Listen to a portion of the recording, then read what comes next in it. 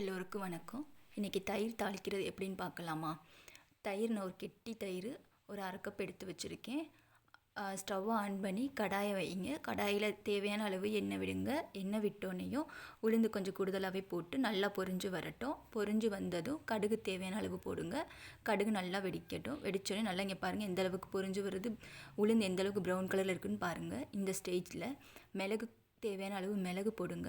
மிளகு நல்லா வெடிக்கட்டும், கொஞ்சம் தள்ளியே நில்லுங்க. அதுக்கப்புறம் சீரகம் போடுங்க. சீரகம் விட்டதும் சீரகம் நல்லா பொரிஞ்சு வருது பாருங்கள். நல்லா பொரிஞ்சதும் தேவையான அளவு வரமிளகா கிள்ளி போடுங்க. ஏன்னா நமக்கு இதான் காரம். தேவையான அளவு வரமிளகா போட்டிங்களா, போட்டு நல்லா பொரிஞ்சு வந்துடும். கிளறி விட்டு தேவையான அளவு கருவேப்பிலை போடுங்க. அவ்வளோதாங்க, தாளிச்சாச்சு. இப்போ நம்ம இதை என்ன பண்ண போகிறோம் அப்படின்னா தயிரில் ஆட் பண்ண போகிறோம். பாருங்கள், நல்லா தயிரில் போட்டு நல்லா கலந்து விடுங்க. எல்லாமே மிக்ஸ் ஆகிற மாதிரி நல்லா கலந்து விட்டுருங்க. அவ்வளோதாங்க, தயிர் தாளிச்சாச்சுங்க. இந்த நேரத்தில் தேவையான அளவு தண்ணி, நமக்கு எவ்வளோ தண்ணி தேவையோ அந்த அளவுக்கு தேவையான அளவு தண்ணி விடுங்க. ஏன்னா தயிர் எனக்கு ரொம்ப கெட்டியாக இருக்குது பார்த்தீங்களா. நாங்கள் 2 பேர் சாப்பிட்றதுக்காக செய்கிறேன். இங்கே பாருங்கள், தேவையான அளவு தண்ணி ஆட் பண்ணிக்கோங்க. தண்ணியை ஆட் பண்ணி நல்லா கலந்து விடுங்க. கலந்து விட்டதும் இப்போதைக்கு இந்த ஸ்டேஜில் தேவையான அளவு உப்பு போடுங்க. உப்பு போட்டோன்னா உங்களுக்கு எந்த அளவுக்கு தேவைப்படுதோ அந்தளவுக்கு உப்பு போடுங்க.